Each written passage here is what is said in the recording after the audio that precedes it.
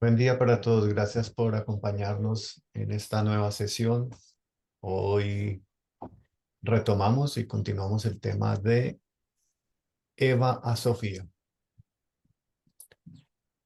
En mi pensar, luz y claridad. En mi sentir, no hay vanidad. En mi actuar, fuerza y verdad. Así crecerá mi alma con fortaleza y bondad. ¿Quién nos colabora con la lectura, por favor? La Biblia, hablando de ese alejamiento, nos dice que Adán y Eva fueron expulsados de la presencia de Dios por un arcángel con una espada ardiente. Esa expulsión no es un acto único, sino un proceso gradual de muchos milenios, por el cual los seres humanos perdieron paulatinamente la conciencia de su realidad divina. Este arcángel con su espada ardiente es realmente una fuerza poderosa. Es él que nos enfrenta al dragón y a las llamas del umbral. En las escuelas de ocultismo de todos los tiempos se lo conoce como el guardián del umbral. Sin embargo, él es un ser benigno que protege lo mejor de nosotros, protege nuestra verdadera esencia eterna, para que no la podamos profanar y contaminarla con nuestra mente ordinaria, tribal y egoísta. Esa fue la función del arcángel del umbral, proteger lo que es realmente divino y sagrado en cada ser humano. Esto era su función, pero está llegando a su fin. Este ser que cubre con un velo sagrado en cada este ser que cubre con un velo los misterios de la verdadera naturaleza del hombre, manteniéndolos en lo inconsciente, es el sirviente fiel de seres más elevados. Tal poder de una jerarquía mucho mayor a la del guardián del umbral se encarnó en Jesús. Leemos en el Nuevo Testamento que en el momento en el que Jesús murió en Gólgota, el sol se oscureció y el velo en el santuario se rasgó en dos de arriba abajo. Ese rasgado fue un hecho físico, pero al mismo tiempo, como todos los eventos de la vida de Cristo, fue un signo y un símbolo. Para aquellos que entienden el lenguaje simbólico de las imágenes, la cortina rasgada en el templo fue un signo de que la expulsión del paraíso había llegado a su fin, de que el velo que ocultaba a la verdadera naturaleza del ser humano iba a ser eliminado y que el camino para pasar el umbral estaría abierto. Otra vez, este rasgar el velo en el santuario no es un hecho único, sino un proceso lento y gradual, a pesar de que comenzó con el misterio del Gólgota hace 2000 años. Este proceso durará muchos siglos más hasta que el proceso se complete.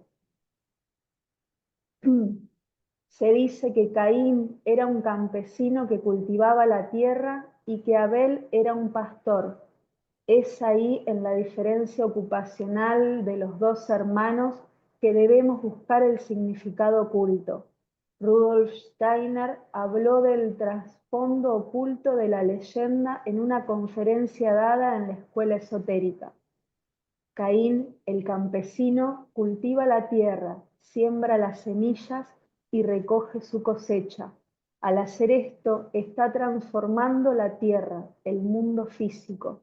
El impulso conectado con Caín conduce al hombre al mundo físico.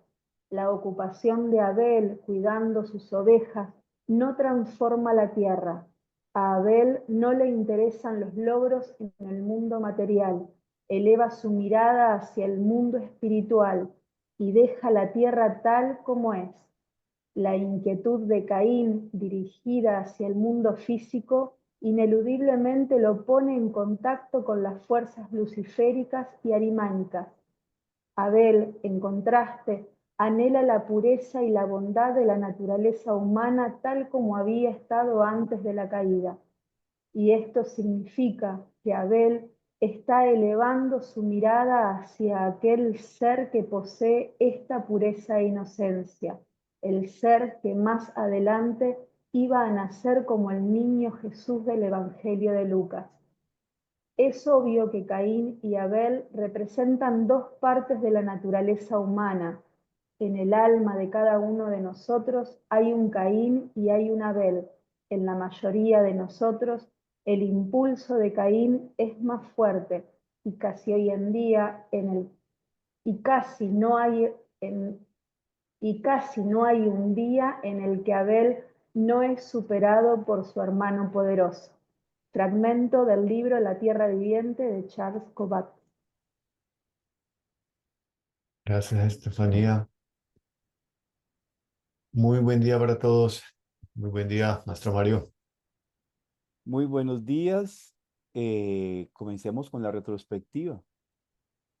¿Qué quedó en estas ya 2 semanas, ¿no? Hace 2 semanas tuvimos nuestro último encuentro.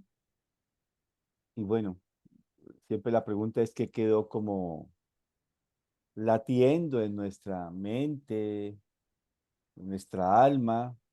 ¿Qué preguntas, qué dudas, qué incertidumbre nos genera este tema? Porque indudablemente es un tema que nos mete en los verdaderos misterios de la evolución humana. Y por supuesto que esto rompe con todos los esquemas con que hemos sido deformados, ahí sí va de la pregunta, la expresión, ¿no? Con todos esos esquemas que fuimos deformados, porque si bien es cierto que tenemos los mitos, como el que se acaba nuevamente de recordar, el mito de Caín y Abel, eh, nunca ha habido, sí, una interpretación justa, ¿no? Y una verdadera, como digamos, un verdadero contar la historia de la humanidad. Y ya vimos que eso que fue quedando velado, más o menos hacia el año 869, cuando nos dicen que a partir de este octavo concilio de Constantinopla, a partir de hoy el hombre no tiene más espíritu. Y eso que parece ser muy, pues una decisión muy administrativa, ¿no? De alguna manera ha tenido una influencia severa para la humanidad, porque es justamente perder, al menos de manera conceptual, al menos de manera dogmática, el, la conexión con este principio de que somos seres espirituales, sino hacia una conciencia completamente materialista. Y eso es lo que vivimos hoy en día. Una decisión donde Steiner en una conferencia señala que el materialismo en la humanidad no comenzó con las ciencias naturales, porque se le echa la culpa que somos materialistas debido a las ciencias naturales, sino que señala justamente que fue en este concilio donde comienza la materialización del mundo y de la concepción del ser humano. A mí, Mario, lo que me quedó resonando, el tema de la enfermedad, la muerte, el dolor, que uno lo ve como un castigo, que en realidad es la posibilidad que tenemos de poder elegir, ¿no? Esto de que el bien es como una conquista permanente y el preguntarse para qué, aún en un proceso de muerte, si uno puede entender como el sentido, el secreto de la enfermedad, es como que no se trata de vencer la enfermedad, sino de comprender, ¿no? Esto de desarrollar el pensar, el sentir, el pensar del corazón, que es como, bueno, traer todo ese conocimiento, esa Sofía a la vida cotidiana, ¿no? Al pensar del corazón. Es como que no se trata de eso, de vencer, sino vos habías dicho una palabra muy linda, como arrebatarle el misterio a la enfermedad. Eso me quedó ahí como resonando, ¿no? Ujú. Muchas gracias.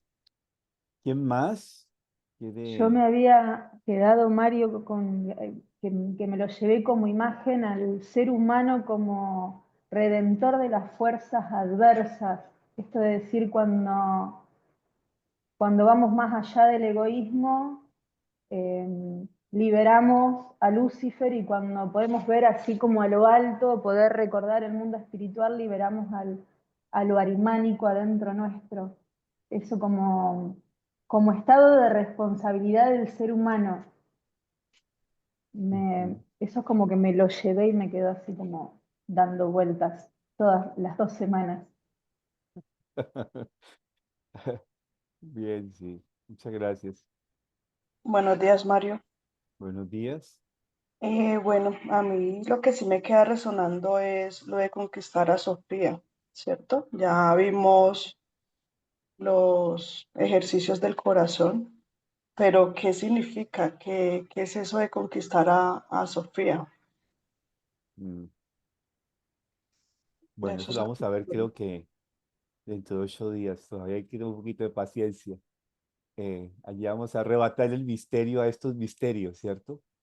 Eh, y cómo es algo que no puede ser, no es tan imposible. Vamos a mirarlo, ¿no?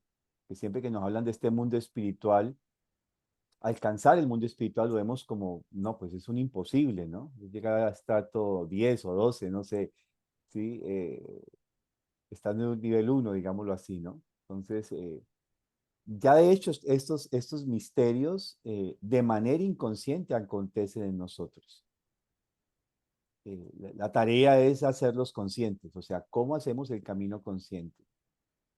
Y ese es un poco el esfuerzo que tenemos que hacer como seres humanos de esta época, que es justamente el alma consciente. Pero eso vamos a irlo develando entre hoy y dentro de 8 días, si nos alcanza el tiempo. Mario, ahora me generó una inquietud. Eh, Habíamos hablado de las dos líneas, ¿verdad? De Caín y de Abel en este proceso, eh, donde de alguna manera la línea de Eva unida con un Elohim solar ha, ha creado a Caín, y que Caín pues es como la línea, además con el extracto que traje, es la línea del trabajo en la tierra, ¿no? La transformación de la tierra. Y la otra línea, que es la línea de Abel Set, por así decirlo, es la línea de los pastores, ¿no? Eh, pero dentro de lo que vimos, Abel y Set, que viene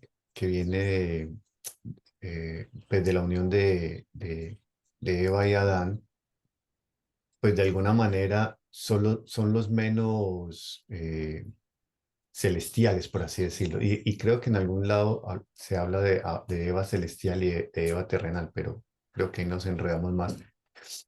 Pero digamos que este nacimiento de Caín, que es más un nacimiento, llamémoslo cósmico, porque es la unión entre Eva y un Elohim, a la final está trabajando en la tierra, ¿no? Es curioso. Y en cambio la otra línea, que es un nacimiento ya de dos seres terrestres o humanos, está más orientado a conservar lo espiritual, ¿no? Entonces, pues uno podría decir, bueno, están como trocados, ¿no? O sea, porque el otro no... Bueno, te acabas de ir a otro caos. Bueno, voy a comenzar por el último aporte, ¿sí? ¿Cómo se dice? El último de primero, el primero de segundo, creo que fue así. Bueno, ahí vamos viendo, ¿no? La cuestión. El,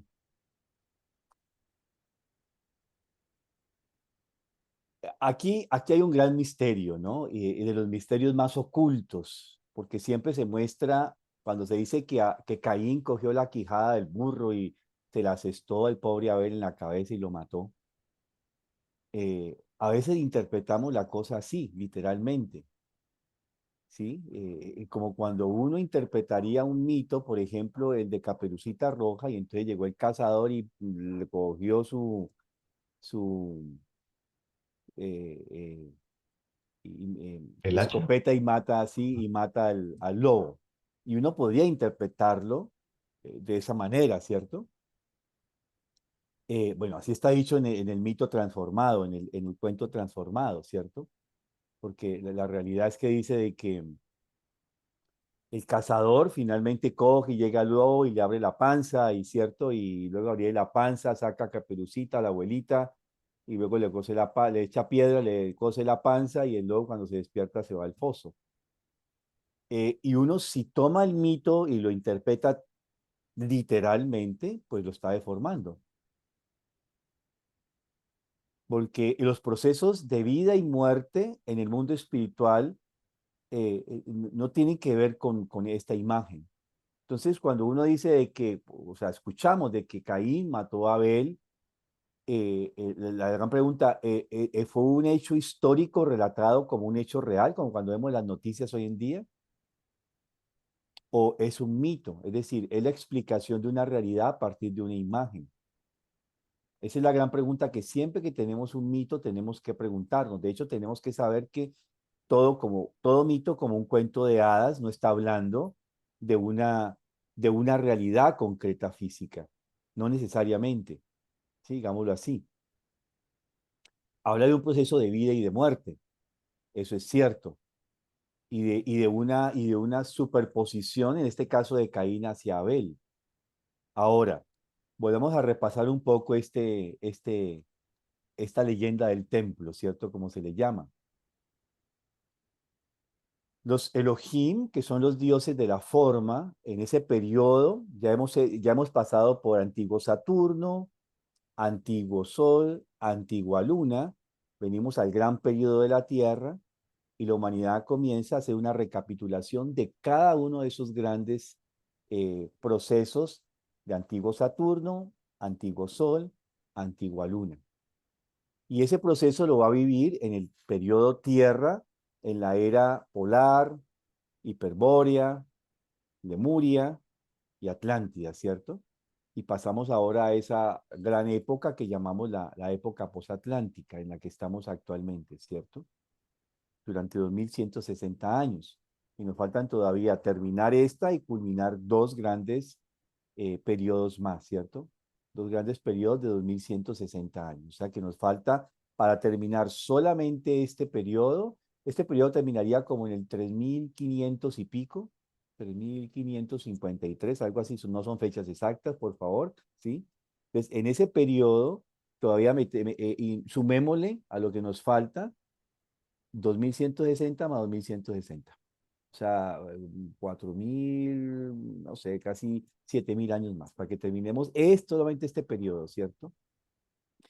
Pero en lo que vamos desde esta época de lo que llamamos protohindú, como mostramos alguna vez, protopersa, asirio, caldea, Babilonia, luego llegamos a la época Roma-Grecia y luego la quinta época. Entonces, en ese periodo, ¿sí? En el que comenzamos, y exactamente Steiner lo señala en la época lemúrica, comienza esto que nosotros conocemos, que está narrado justamente en el Génesis, que es cuando Dios coge a este Adán primigenio y lo parte en dos, lo divide, crea a Adán y crea a Eva. Pero vámonos atrás, a antes de esa época de Lemuria, porque la tarea de esta época tierra es que estos Elohim, estos dioses de la forma, su tarea es crear, insuflar, como lo dice el Génesis, insufla el soplo de vida en este Adán. O sea, es instaurarle un yo. El ser humano ya viene consolidando su cuerpo físico, su cuerpo etérico y su cuerpo astral. Eso lo ha hecho en el periodo Saturno, el cuerpo físico, el cuerpo etérico en el periodo Sol y el cuerpo astral en el periodo Luna.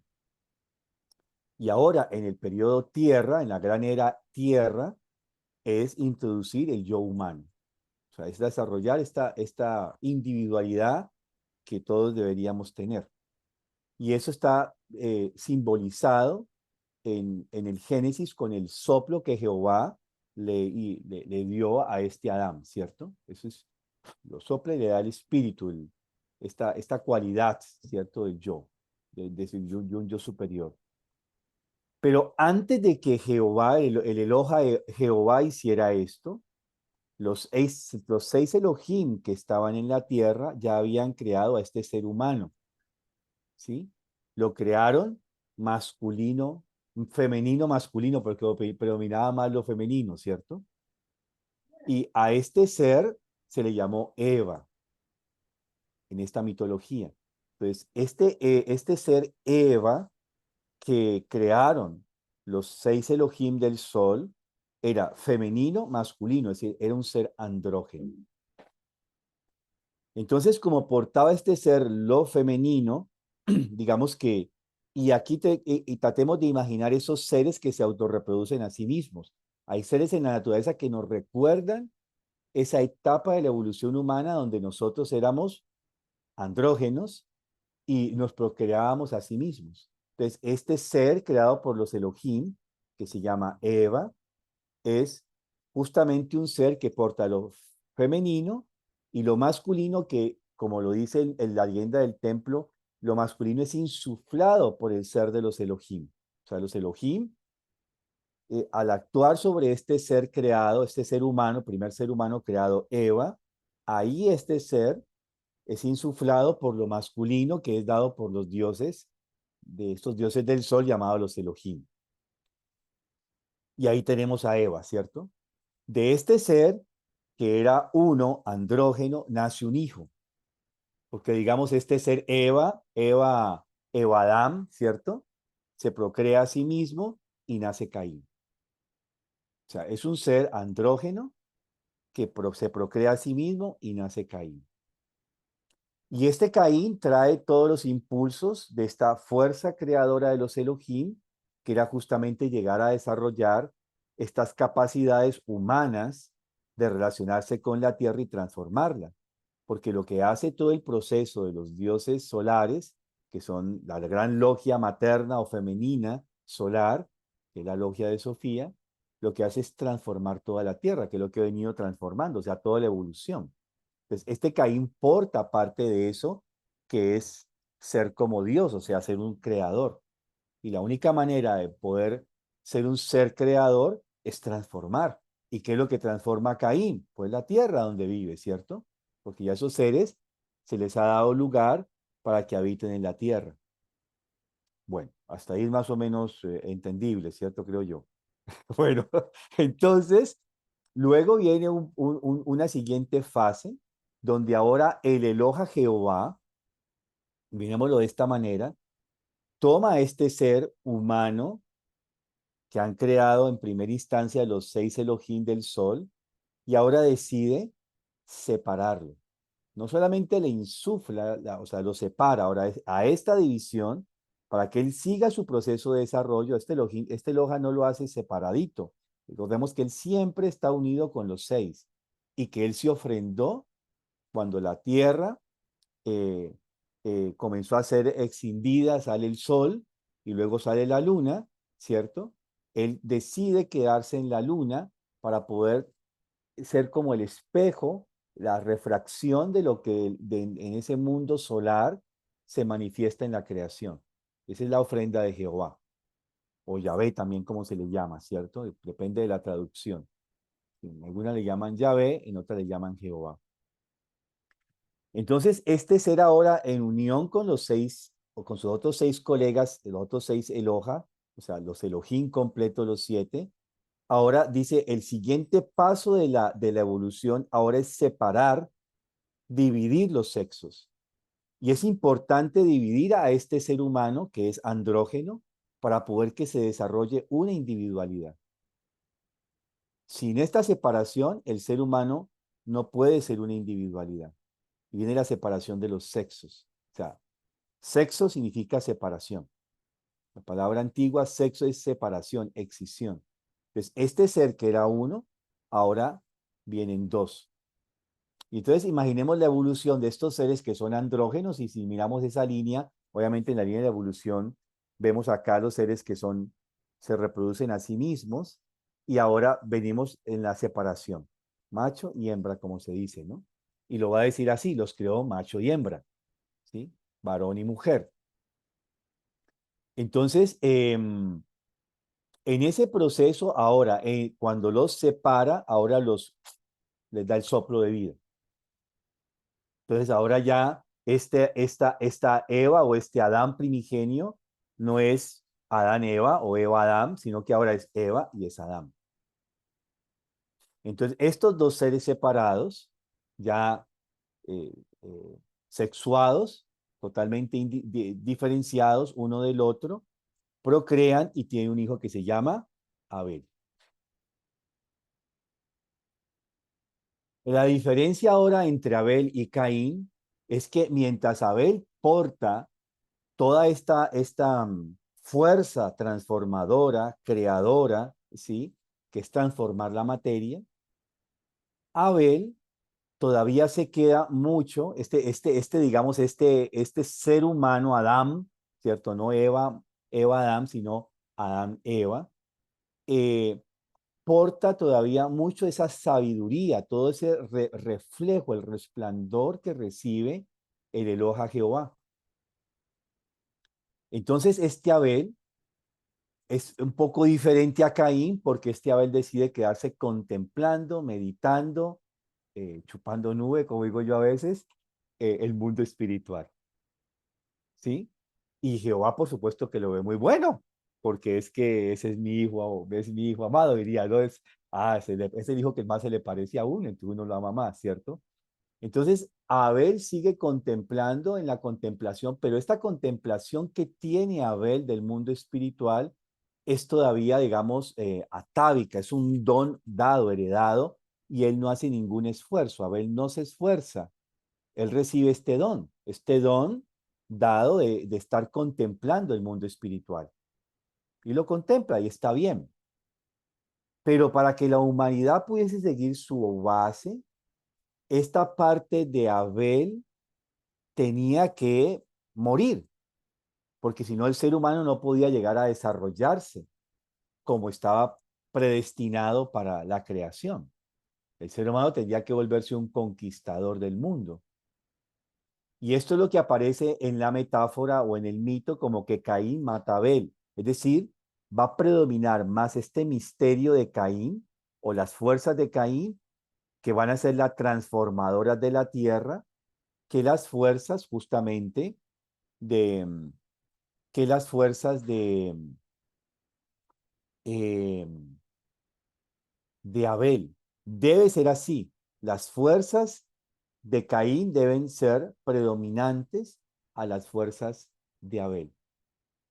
Y esto es lo que aparece en el mito como que Caín mata a Abel. Y no necesariamente tiene que ser que lo mató, ¿cierto? Posiblemente sí, posiblemente no. No vamos a poner esa discusión porque nosotros no somos, como se dice aquí, hacer una tarea pues como de investigadores, ¿cierto? De si fue así, no fue así, tendríamos que meternos en el mundo espiritual y hacer a la cacha y ir a los hechos y no estamos, creo que ninguno de nosotros estamos en ese desarrollo para poder llegar a mirarlo. Lo cierto es que tiene que haber un tránsito, pero de este tránsito es muy importante tomar que, como lo dice en el extracto que trae Oscar, ¿cierto? Ambas fuerzas son necesarias para el desarrollo de la humanidad. Una fuerza que se desarrolla consciente, que es la de Caín, en la transformación de la tierra, y una fuerza que por el momento es inconsciente, que es una contemplación inconsciente del mundo espiritual. Y esta contemplación inconsciente del mundo espiritual va a ser lo que justamente va a incitar Lucifer. Y aquí voy a decir algo nuevo que hasta ahora no lo he dicho. Micael, como gran custodio de la Sofía, ¿cierto? De la sabiduría divina, como hijo también se le llama de la sabiduría divina, él expulsa a Lucifer a propósito de la esfera de la luna a la tierra, para que Lucifer ahora incite la densificación de esta alma humana, del alma humana de Adán y de Eva. Y por eso, nuevamente, así como el Eloha Jehová se ofrenda quedándose en la luna, Ahora Lucifer acepta ser expulsado de la luna para llegar a la tierra e incitar al ser humano a, a despertar su sistema neurosensorial y despertar su deseo. Y esto era muy importante, porque si Lucifer no hubiese hecho esto, los seres humanos no hubiéramos podido desarrollar un cerebro, una capacidad de pensamiento lógico matemático. Porque ¿para qué necesitamos un cerebro? Pues justamente para poder conquistar ahora lo que Gisette dijo, y que tiene que esperar un poquito hasta dentro de 8 días, conquistar desde sí mismo la Sofía en nosotros. O sea, era necesario ese paso. Sin un cerebro independizado, autónomo, que pudiese generar pensamientos propios, materiales, no podemos conquistar a Sofía. Y ahí es donde vemos toda esta relación entre estos seres espirituales que no es que sean malos, ¿sí? Porque a veces también nos lo muestran así. Pecó el ser humano, lo que decía un poco, ¿cierto? Creo que era Estefanía, ¿sí? Que pecó el ser humano o Mónica, ya no recuerdo, ahí me confundo, pero bueno, fue lo que se dijo, ¿cierto? Una de las dos creo que dijo, y pecó el ser humano, ¿sí?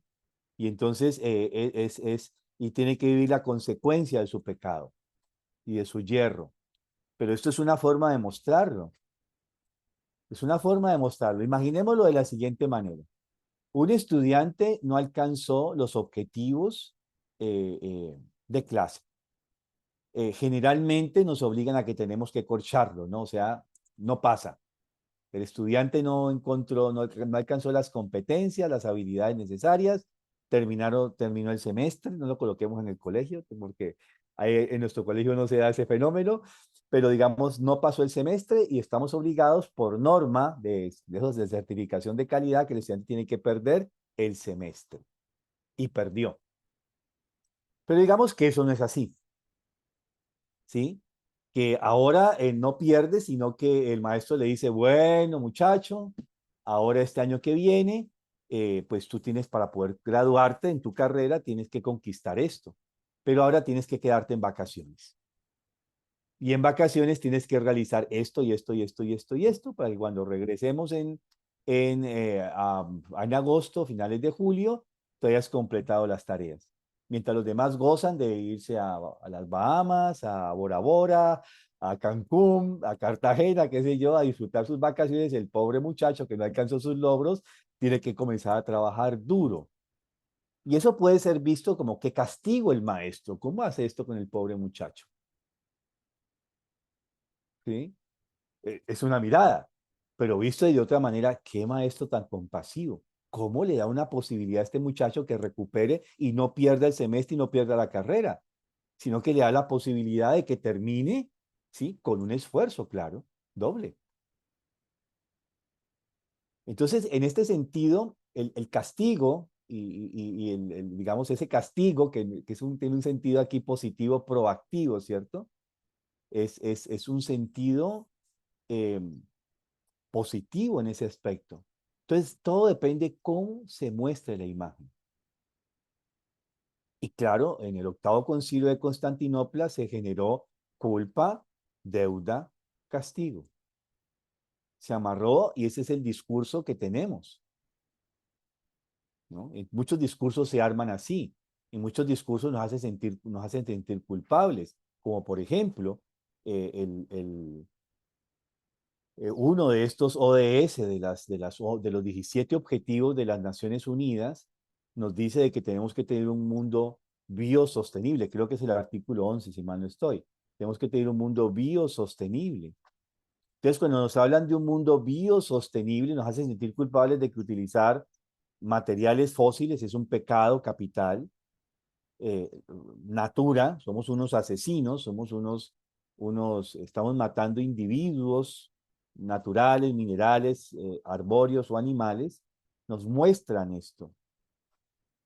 Pero resulta de que justamente cuando uno mira que lo que es lo que ellos plantean como pro, pues no es tan pro, porque es más dañino recurrir a estas energías limpias que se llaman, que limpias no tiene nada.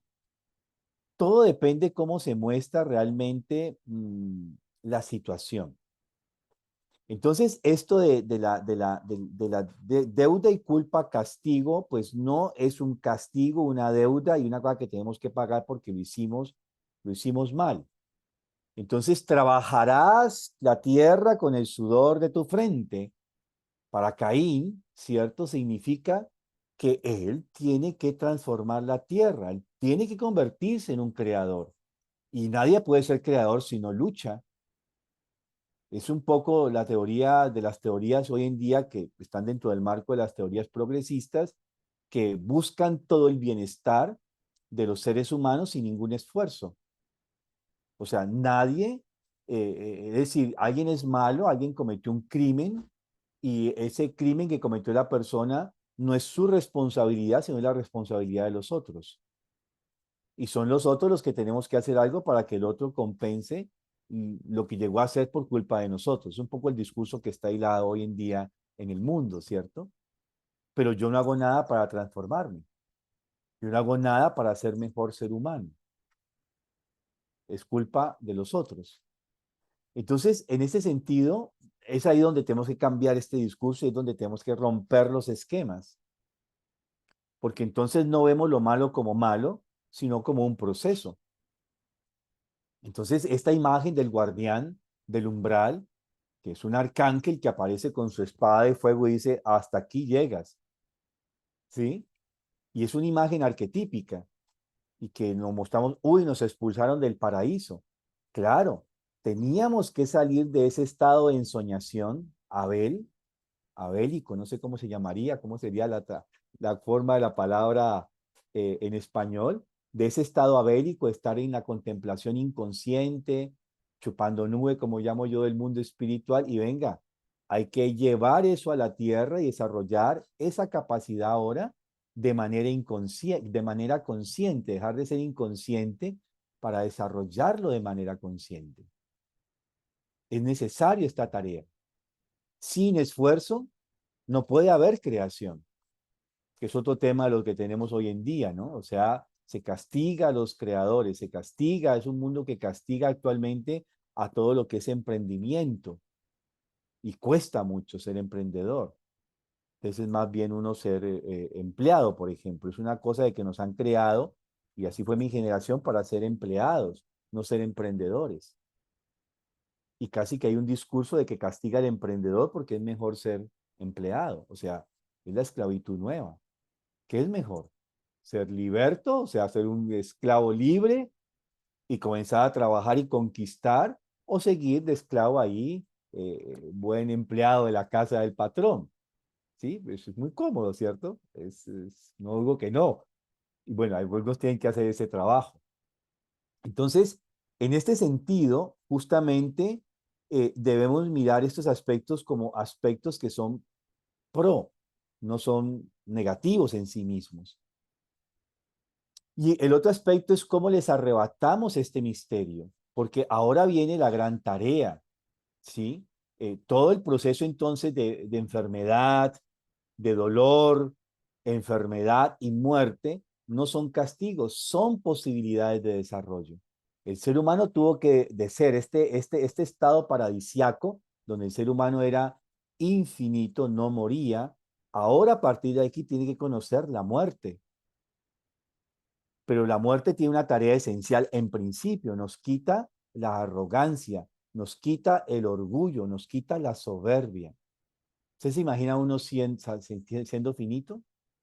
¿Se imagina estos seres humanos que tenemos hoy en día, sabiendo que se van a morir, se creen que son todos estos políticos, todos en el mundo entero, creen que son eternos y creen que sí, se vuelven ahora los grandes mesías, porque todo político pretende que va a solucionar todos los problemas de la humanidad. Así llegan allá. Y uno pensando de que sí, este nos va a quitar todos los problemas, lo colocamos ahí con nuestro voto, ¿cierto? Pero eso no es así. No es un trabajo de un Mesías, ¿sí? Es un trabajo justamente de todos nosotros como humanidad. Y de hecho, esa es la cuestión del Cristo. El verdadero Mesías hizo ya su trabajo como ser individual. Eso lo vamos a mirar dentro de 8 días. Él hizo ya su trabajo como ser individual y ahora nos digo, ahora tiene la palabra el hombre. Si tomamos esos 6 primeros versículos del Evangelio de Juan, en el principio era el Logos, y el Logos era el Dios, y el Logos estaba con Dios. ¿Sí? Y al final terminamos diciendo, ahora tiene la palabra, ahora tiene el Logos el hombre. O sea, ahora somos Caín. Tenemos que dejar de ser Abel. Ahora tenemos que ser Caín y ser co-creadores, desarrollar cada una de las 7 cualidades del yo soy, desarrollar en nosotros cada una de las cualidades que caracterizan a cada uno de los Elohim. Y no es que seguir pensando, quedándonos con Abel en la contemplación inconsciente, sin ningún esfuerzo de sí mismo, del mundo espiritual, sino que debemos conquistarlo desde sí mismos. Las 2 cualidades son importantes, por supuesto, como dice en este trozo Charles, ¿cómo es que se llama? Kovac. Kovacs, ¿sí? Ahora tenemos nosotros que hacer, o sea, unir estas 2 fuerzas. Eso va a quedar un poquito más claro dentro de 8 días. Bueno, arrebatarle entonces el misterio al dolor, arrebatarle el misterio a la enfermedad y arrebatarle el misterio a la muerte. Esa es nuestra tarea como seres humanos. Cuando hay un dolor, ¿por qué me duele? Es la pregunta.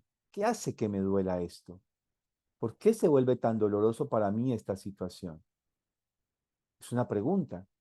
Y el dolor es como una alerta, o es yo le llamo un termostato que me está diciendo algo no anda bien. Si me estoy en una mala postura, yo tengo muchas malas posturas porque yo permanezco sentado muchas horas, 10, 8, 12 horas a veces, ¿sí? Uno comienza a tener malas posturas, de pronto dice, ay, ay, ay, ay, ay, no, me está doliendo. Sí, aquí. Quiere decir, hey, el dolor, estás en mala postura, siéntate bien, Mario, ¿no? Correcto, derechito, con la columna recta, bien aposado, las posaderas bien asentadas, ¿cierto? Como dirían las abuelas. Me está diciendo el dolor que algo debe cambiar, que algo tiene que ser modificado, ¿sí? A veces el dolor es individual, a veces el dolor es colectivo. Algo que cambiar, algo tiene que transformarse. ¿Sí? Y a veces es individual, a veces colectivo, como lo vemos en muchas de las curaciones que se realizan en los evangelios. A veces es el mismo enfermo el que pide ayuda al Cristo y a veces son los otros que por medio del, del enfermo piden ayuda al Cristo. Y ahí estamos viendo los arquetipos de las enfermedades. Y al final el misterio de la muerte, arrebatar el misterio de la muerte, es otro tema, ¿sí? Porque la muerte es temporal. Cuando miramos que lo que de nosotros es eterno pervive en el tiempo, el espíritu no muere. Volvemos nuevamente, pero también este aspecto de las vidas sucesivas, de las vidas repetidas, nos fue sacado de tajo de todos los relatos antiguos. Entonces solamente nos queda una existencia. Entonces, carajo, le pasa como mi, mi santa y sabia abuela materna, que ella le temía a la muerte por su deformación cultural, porque a ella le hicieron sentir, a ella le hicieron, les confieso algo, yo creo que me lo permite decirlo hoy, sí, a ella le hicieron sentirse culpable porque ella decidió separarse de su marido a principios del siglo XX y ser esa. Y era tal el lastre que no podía ni entrar a la misa, a la iglesia, no podía pisar la iglesia, y menos pensar en confesarse y comulgar. Y mi abuela tenía un miedo profundo a morirse porque pensaba que ese pecado capital que había hecho, porque no aguantó más la infidelidad de mi abuelito, ¿sí? Que tenía una relación paralela, ¿sí? Y tenía otro hogar y cuando mi abuela ya se dio cuenta, dijo, ya hasta aquí fue echado pescado, me voy con mis hijos y hago mi vida, una mujer colérica, Tauro, ¿no? Fuerte, decidió echar tierra en distancia a la situación. Y así pasó muchos años de eso. Ella me lo confesó a mí, ¿no? Ella, casi que ya muy anciana, me confesó de este tema. Y lo comento porque me parece que es parte de lo que arrastramos como cultura. No solamente es ella lo vivió de esa forma, ¿no? Pero también lo vimos de otras formas.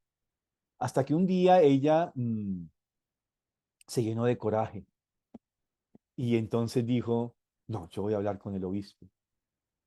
Y ese obispo terminó siendo el tío de un gran amigo mío en esa época y muy de mente muy abierta. Ella decide ir a hablar con el obispo, pide cita con el obispo y el obispo la, la acepta la visita, ¿no? Que vaya y ella le cuenta esto. Y el obispo le dijo, vea Celia, usted no es ninguna pecadora. Desde hoy mismo usted puede volver a la iglesia y comulgar. Pero a pesar de que el obispo le hizo la absolución, ¿cierto?, del supuesto pecado, ella siempre ya, como esto lo escuchaba desde pequeñita, llevaba ese miedo a morir, ¿no? Y ahora ya me van a esperar esperando con palos y piedras para apilarme, ¿no? Es decir, de esto. Eso lo arrastramos.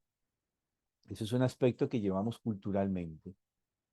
Entonces, eso tenemos que cambiarlo y tenemos que mirarlo, porque justamente en estos procesos de transformación que los permite el dolor, la enfermedad y la muerte, son procesos de transformación.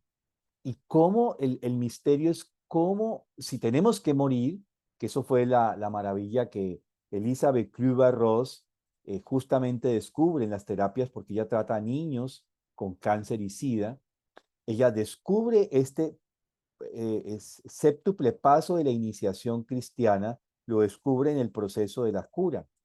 Y ahí sí, al final hay personas que terminan muriendo. Bueno, entonces, ¿para qué tanto esfuerzo? Dirían algunos, ¿no? Que es lo que le dicen a ella. Porque al final yo le puedo arrebatar el misterio a la muerte. Y cuando yo le arrebato el misterio a la muerte, yo trasciendo espiritualmente. Me llevo al mundo espiritual ese misterio. Y eso es lo maravilloso. Porque ahí entonces se desarrolla una fuerza espiritual para mi siguiente encarnación. Porque atravieso el umbral de la muerte con la conciencia de ese misterio. Bien, ahora,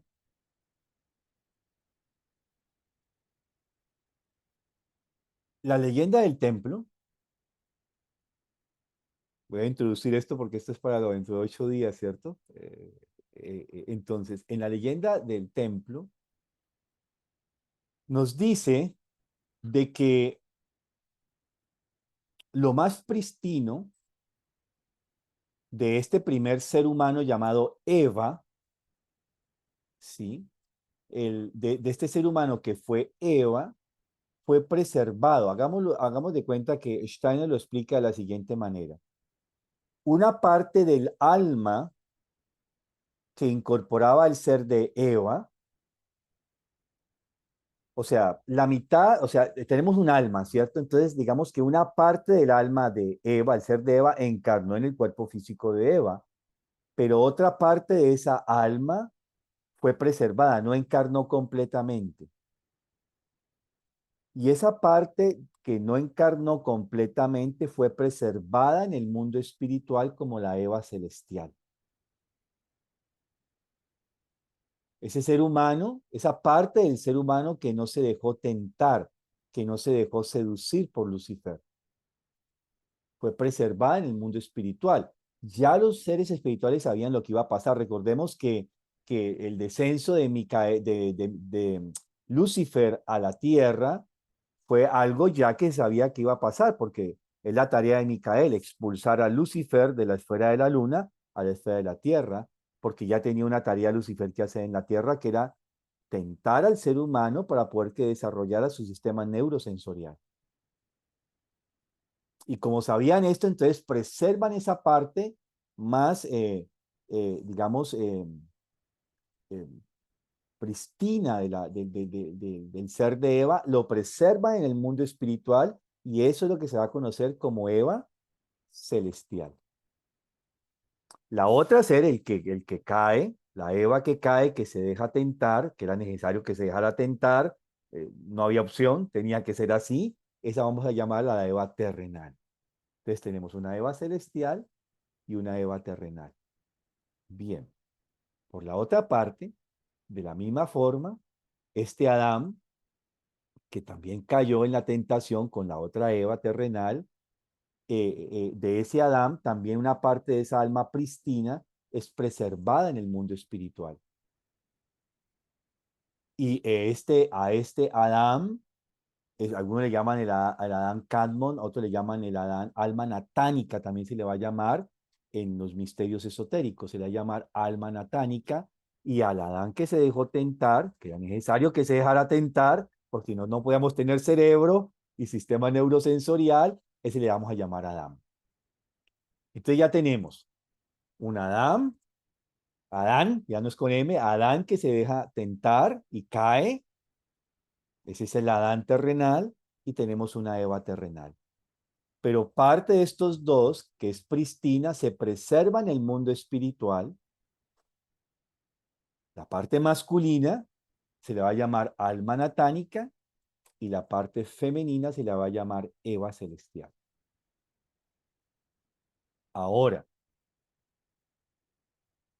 la parte del alma natánica, pristina, de la parte masculina, esa parte preservada pristinamente es la que va a permitir que el gran ser solar, Cristo Sol, pueda encarnar a través de esta alma. O sea, la tarea, digámoslo así, de alma natánica es permitir en el futuro que el Cristo encarne en la tierra.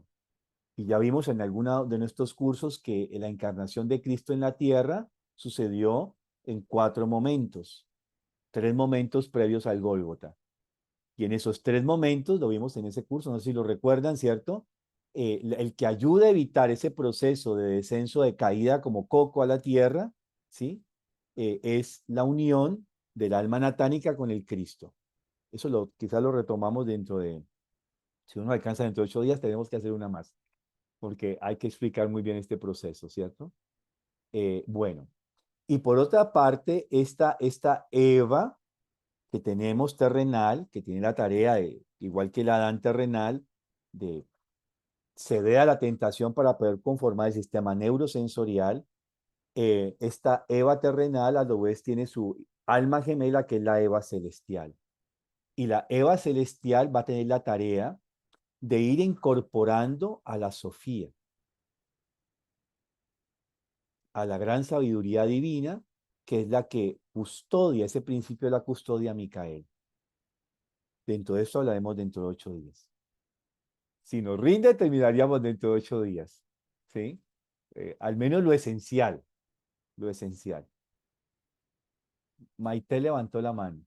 Hola, buen día. Nada más una pregunta. Es que estoy haciendo un esquemita para que me quede más claro. Y entonces, Caín es hijo de la Eva celestial.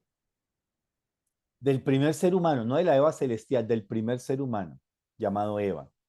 Porque un primer ser humano que crearon los Elohim, que se llamó Eva, O sea, que de era las dos. andrógeno, que era andrógeno. Y este ser andrógeno creó, de este ser andrógeno se fecunda a sí mismo y tiene un hijo que se llama Caín. ¿Y luego qué pasa con ese ser? Se va a desarrollar. Caín se desarrolla. ¿A quién cuál ser? ¿Caín o No, Eva? Eva. O sea, Eva después de eso se separa y es la celestial y la terrenal, o Sí. cómo. Después vamos a ver 2 Evas, que es la terrenal, la que va a ser separada en la división de los sexos, va a ser la Eva terrenal, y la parte más prístina de este ser va a ser la Eva Las- celestial. Ok, gracias. Ujú. Mario, la Eva celeste, bueno, me imagino que es lo que vas a ampliar, pero ¿cómo empieza a incorporar la sabiduría? ¿De qué manera? Bueno, esta Eva celeste, vamos a mirarlo, porque vamos a sentarnos en especial, digamos que el tema de la alma natánica, que su tarea es incorporar al ser del Cristo, ¿sí? Ya digamos, pues ya lo vimos en el pasado, ¿cierto? Entonces no diría, no lo vamos a tratar, pero sí vamos a tratarlo, pero no tan importante, porque el tema es de Eva a Sofía. Y así como el alma natánica tuvo una tarea en la época lemúrica, en dos momentos en la época lemúrica. ¿Se acuerdan que dijimos que hubo un momento en que el ser humano se estaban intensificando sus sentidos? Y que si esto pasaba sería una deformación, y ahí hubo una ofrenda del alma natánica para que Cristo pudiese intervenir y evitar esta intensificación de los sentidos. Luego hubo otro momento donde el ser humano iba a intensificar sus deseos, y nuevamente el alma natánica se ofrendó para que el Cristo obrara y evitar esta intensificación de los deseos, ¿sí? Esos momentos en que hubo esta ofrenda del alma natánica hasta llegar a nacer, incorporarse en un ser humano, que es el niño Jesús que narra Lucas. Esta alma natánica finalmente va a encarnarse como ser humano en el ser de el niño Jesús que narra Lucas. ¿Sí? Pero lo profundizamos luego, vamos a retomar lo nuevo, ¿cierto? Luego. Por su parte, la tarea de la Eva celestial es incorporar la gran sabiduría cósmica. Y ella, tanto la alma natánica, obviamente, como la Eva celestial, son, ¿cómo llamarle?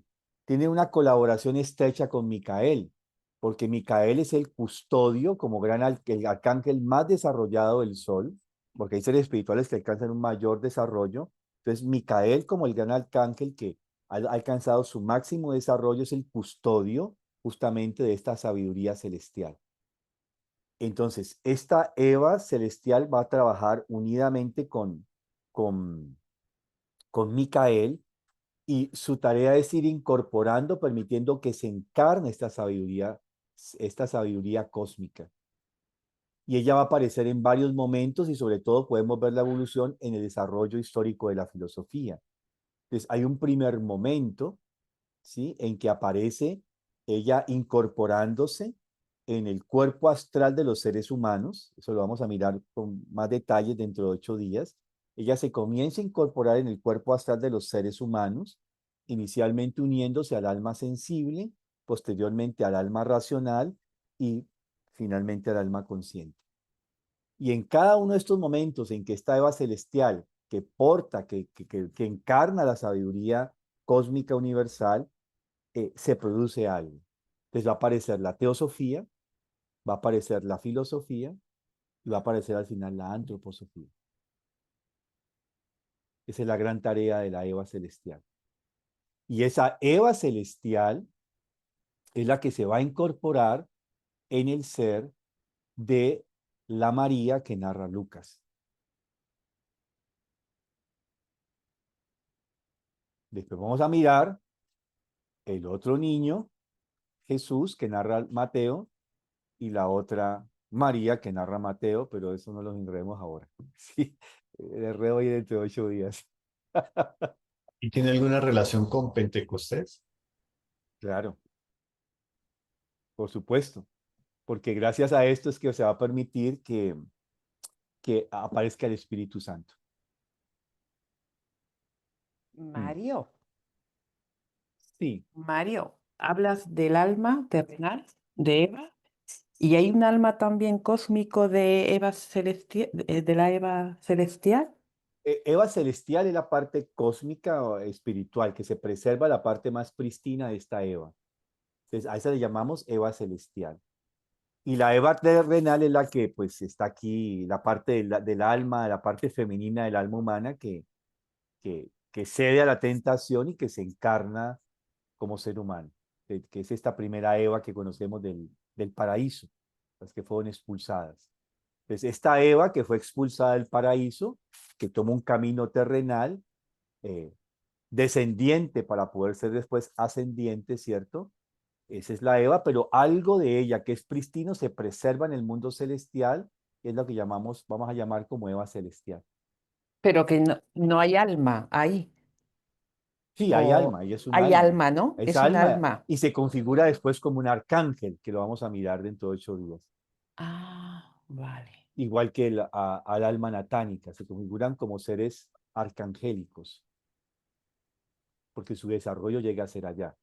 Pero luego renuncian a sus capacidades arcangélicas, eso lo vamos a mirar dentro de 8 días poco a poco, para descender del sol porque los seres que están allí actuando en el sol son seres arcangélicos, el alma natánica y la Eva celestial, pero luego en renunciar para bajar a la luna, volverse ángeles, porque los arcángeles actúan en el sol, mientras los ángeles en la luna, para luego volverse humanos. Qué interesante. Qué maravilla.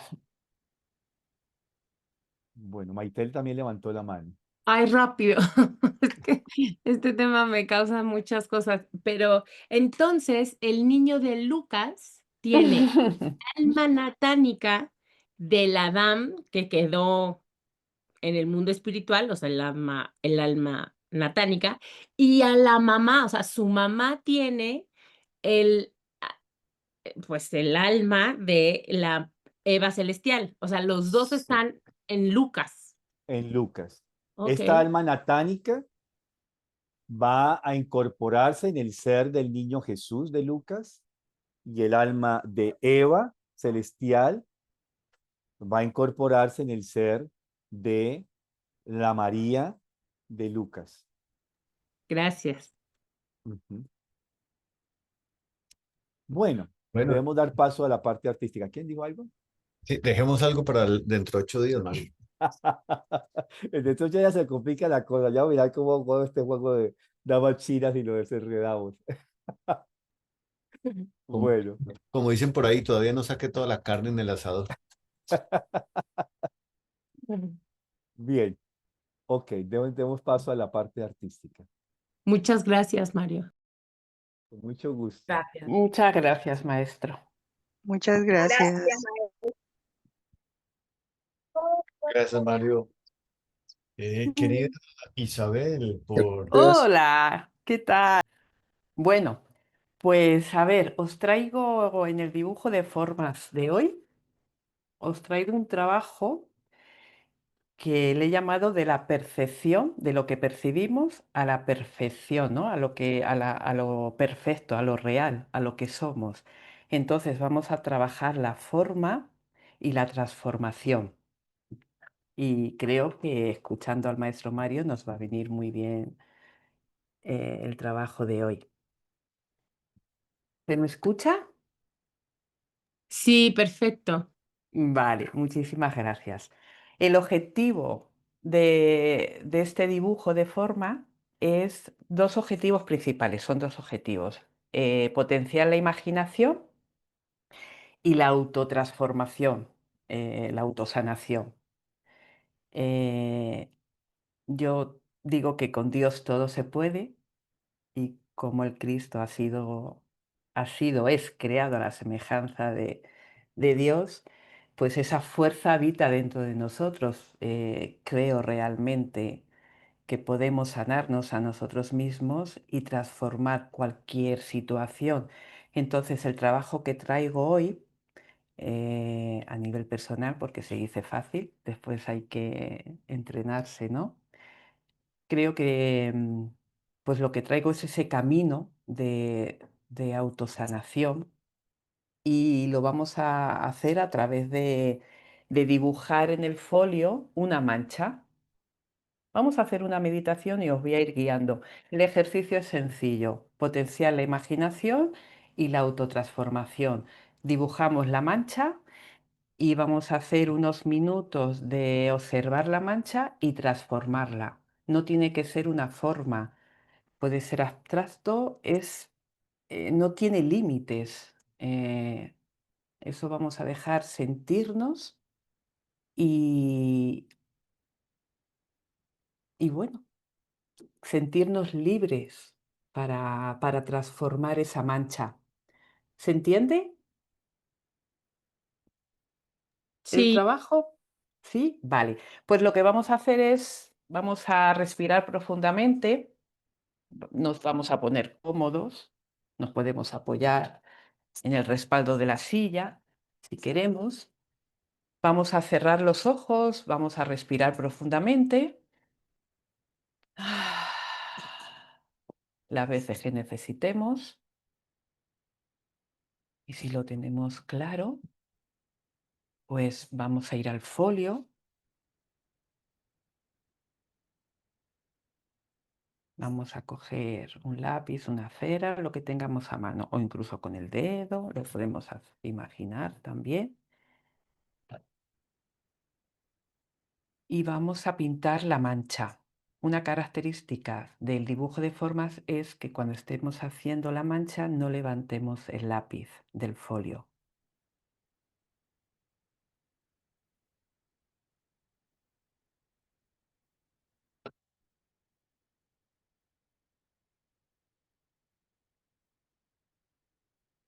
No hace falta pensarlo, sino simplemente, solamente necesitamos una pequeña dosis de voluntad, ¿no? Estar dispuestos a reconocer como esa mancha, simbólicamente hablando, que representa, pues, un problema en mi vida, ¿no? Aquello que me quita la paz. Y bueno, lo vamos a representar en forma de mancha.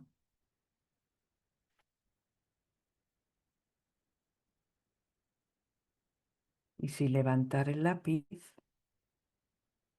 podemos repasarla.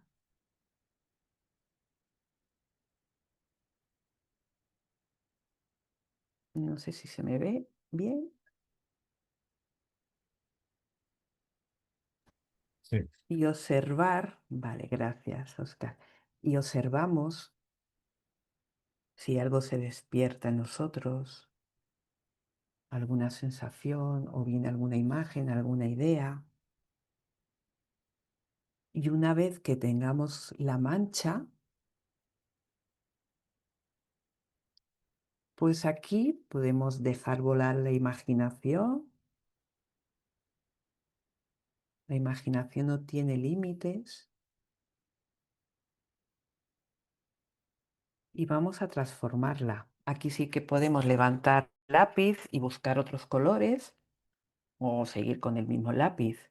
Lo que pasa que ahora se me ha olvidado el siguiente paso. Una vez que hemos dibujado la mancha, ahora vamos a observarla.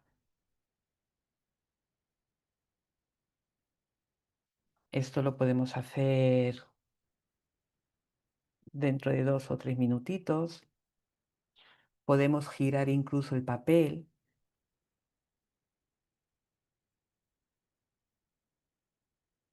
y de forma natural dejar que nos inspire, ¿no? El dibujo, que nos hable.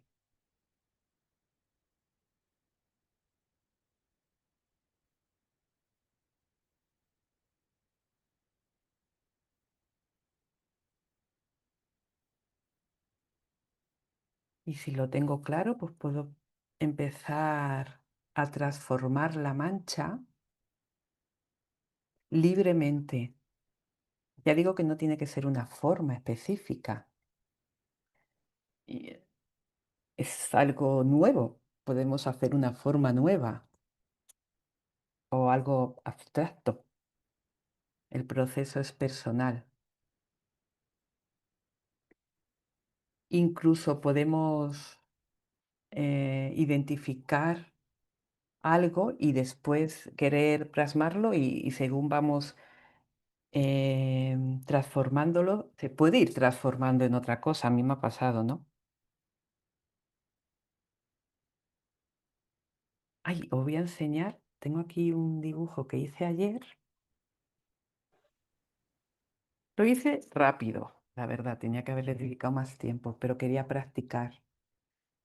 Hice primero la mancha y después fui transformándolo.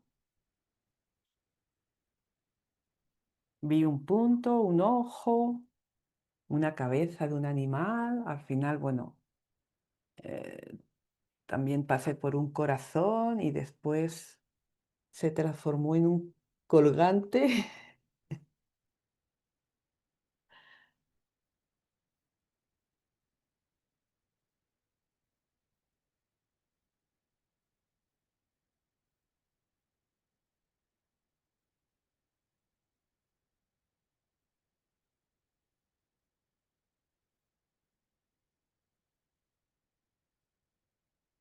Es importante observarnos, porque la transformación es un camino y pueden surgir cosas, pero lo más importante es que tenga sentido para nosotros. Yo, por ejemplo, ayer, si recuerdo bien, eh, hubo un momento de, a ver, ¿cómo lo digo?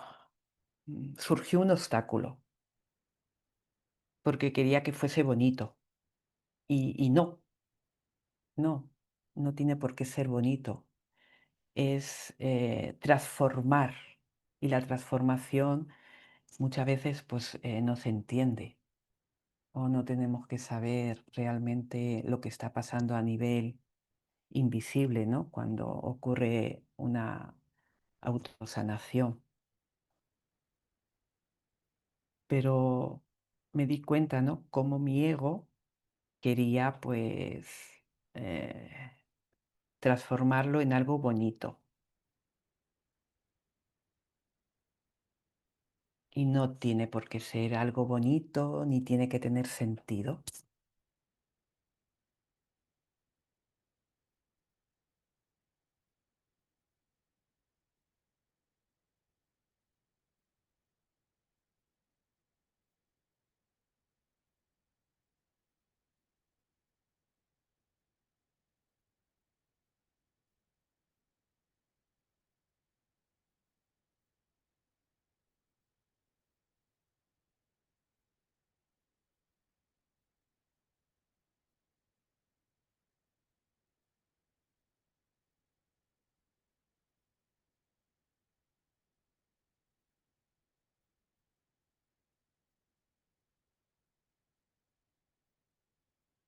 ¿Qué tal? ¿Cómo vamos?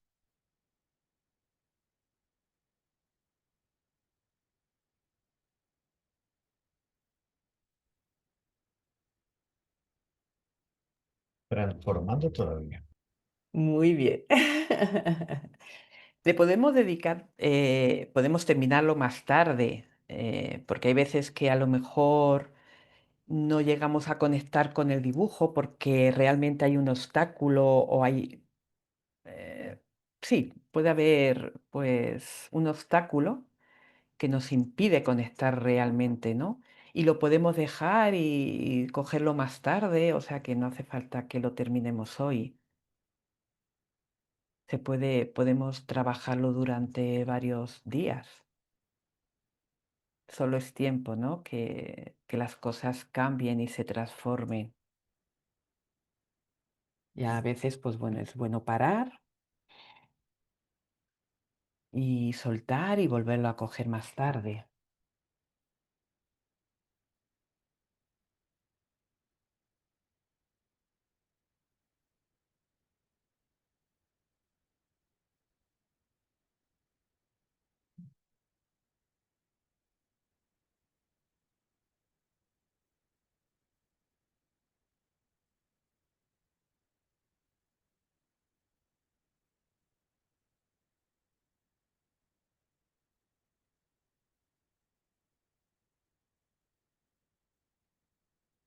¿Qué tal, Oscar? ¿Te atreves a compartir tu trabajo o solo otros compañeros que quiera compartir Pues su mancha? al Sí. comienzo lo veía así, una mancha. Me pregunté, ¿y ahora qué hago? ¿Cómo lo hago bonito? ¿Cómo puedo transformarlo realmente? Y cuando hablaste de no tiene que ser bonito, dije, bueno, esto fue lo que brotó de mi alma y bueno, ahí está. Entonces, Mm. ¿Tiene sentido para ti? Si lo observas. Ajá. ¿Tiene sentido para ti el trabajo? ¿De dónde partes con la idea, no? El problema o lo que quieras tú trabajar y cómo se transforma. pues sí, O, de alguna manera, esto que me proyecté, que era de pronto un estado anímico, dije, bueno, creo que todos tenemos esos malos momentos, pero hay que transformarlo, ¿no? Y pude ver que salía colores de todas maneras de ahí, ¿sí? Mm, Poco de lo que hablamos hoy, de que pues esta parte, digamos, eh, que debemos de trabajar, al final va a salir de ahí luz y colores, si lo podemos transformar de manera consciente. ujú. Sí, Mira, Diana, espérate. siempre hay otro camino. Siempre podemos. Ah. ¿Tiene sentido también para ti el trabajo que has hecho? ¿Se refiere a mí? Sí, es que Buenas no, tardes. no me sale hola, no me sale Diana, ¿no? Navarro. Sí, Ah, Diana vale, que Navarro. no lo No, veía, perdona. Hola, Diana, gracias. tiene sentido porque justamente estoy pasando por conflictos familiares con el padre de mi esposo, entonces como que lo Ujú. visualicé a él, ¿no? Y de pronto hice la mancha azul y de pronto se me ocurrió hacer como círculos, círculos, círculos de color naranja y Ajá. tratar de, no sé, supongo que está muy intrincado ahí todo. Eh, no lo sé, todavía no veo la solución, creo, ¿no? Puedes seguir trabajando en ello, se puede repetir el trabajo si conectamos con ello. La sabiduría está en nosotros, ¿no? El problema está en nosotros y cuando hablo de sabiduría es que nosotros tenemos la solución. Igual que tenemos el problema, tenemos la solución. Muchas veces es darnos tiempo, ¿no?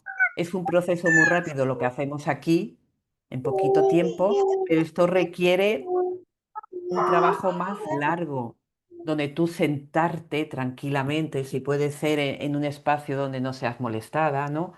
Te sientas, conectas con el problema que tienes.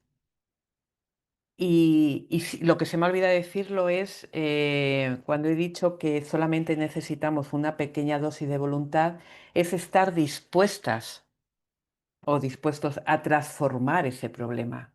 Y lo vamos a conseguir en la medida que lo deseemos, porque es que la solución está en nosotros. Entonces, si nos ponemos en manos de nuestro yo, que es lo que se me ha olvidado, ¿no? De pedir ayuda a nuestro yo, pues, y que seamos capaces, ¿no? Que al final nosotros somos un instrumento, que seamos capaces, ¿no? De que toda esa sabiduría, esa divinidad, que se pueda manifestar a través de mí, pues vamos a ser guiados. Yo creo que el trabajo más difícil es apartarnos a un lado, no querer pintar desde la mente analítica, ¿no? Desde la mente terrenal, humana, sino pedir ayuda a mi yo superior. Yo le llamo Espíritu Santo. Como soy cristiana y creo en Jesús y mi conexión, pues yo no lo veo como una paloma, ¿no? El símbolo lo veo como realmente la voz que habla a través de Dios, ¿no? Del Espíritu Santo. Entonces yo le pido ayuda al Espíritu Santo, le entrego, ¿no? Esta mancha y que me ayude a transformarla. Entonces podemos volver a repetir el trabajo desde estas pautas y lo vas a conseguir, porque ya te digo que la solución está en ti, Diana. Yo tengo fe. Gracias, maestra, muchas gracias. Saludos desde aquí de Argelia, estamos muy cerquita a España, pero a la vez tan lejos. Pues nada, estamos todos unidos. Pues nada, a por ello, ¿vale? Que tienes la solución en tus manos. Es fácil decirlo, pero bueno, ese es el trabajo, ¿no? Como dice el maestro Mario. Venimos aquí a hacer los deberes. Pues nada, esa era mi propuesta de hoy. Gracias, Isabel. ¿Alguien más desea compartir su trabajo para la foto? Yo.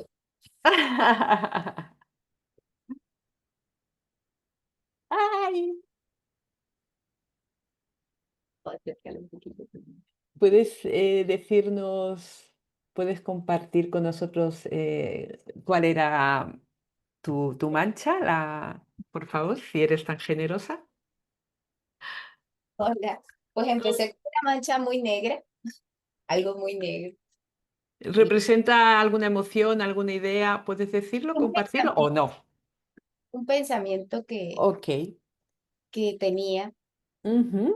que a veces llega, y Mm. como pues esa mancha luego de alguna forma la conecté con el mar, con el Ajá. movimiento que decías al principio de la meditación, y de alguna forma pensé que iba a ser algo estable, ¿no? Que iba a quedar allí, que iba a ser una montaña.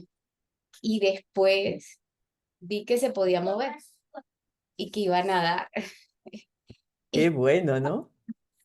a hacer como una planta. Entonces lo transformé de alguna forma de algo como una piedra, primero un vegetal, después un vegetal y luego un animal, porque finalmente le coloqué como unos tentáculos. Entonces veo que se puede mover.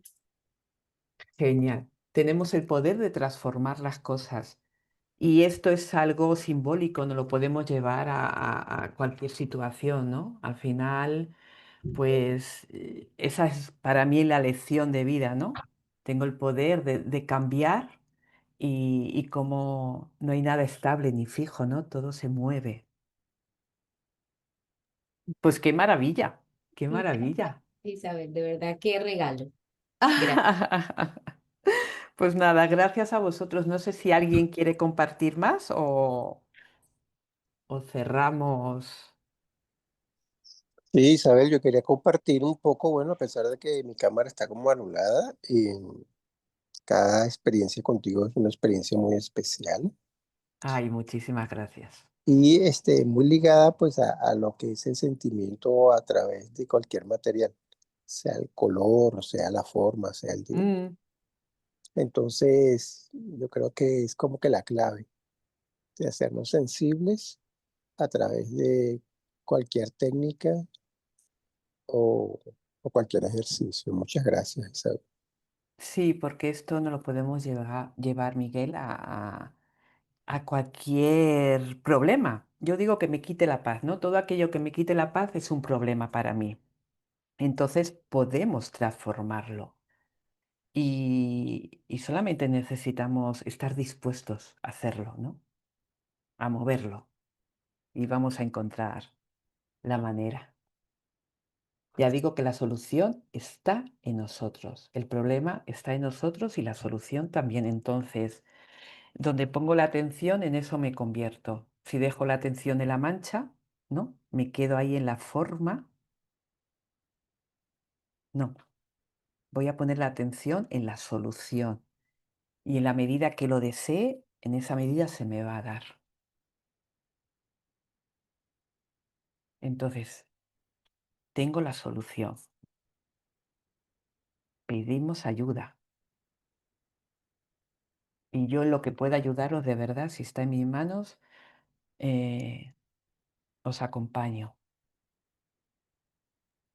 Muchas gracias. Porque realmente no hemos venido a sufrir. Como dice Mario, aquí hay que ponerse, como yo digo, los guantes, sacar todas las herramientas y a limpiar. Y solo es tiempo que se transformen las cosas. Entonces, para terminar, podemos escribir un título, si queremos.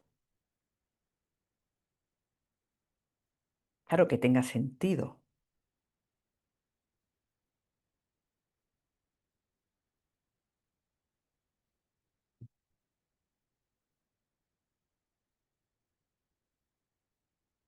¿Alguien ha puesto un título que pueda compartir?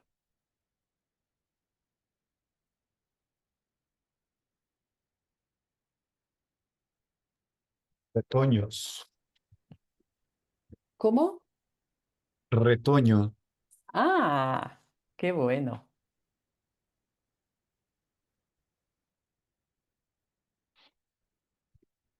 Bueno, con Dios todo se puede.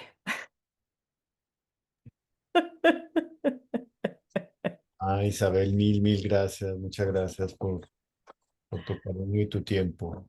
Nada, nada. Nos vemos dentro de 8 o dentro de 15. Sí, no, dentro de 8, ¿no? O Sí, dentro de 15, de 8, ¿no? sí. Vale. Bueno, Entonces pues nada. voy a cerrar. Muchas gracias. Gracias. Gracias. Feliz instante. En mi pensar, luz y claridad. En mi sentir, no hay vanidad. En mi actuar, fuerza y verdad. Así crecerá mi alma con fortaleza y bondad. Que así sea. Isabel, mil gracias. Gracias, Isabel. Gracias. Adiós, bye Gracias a bye. todos.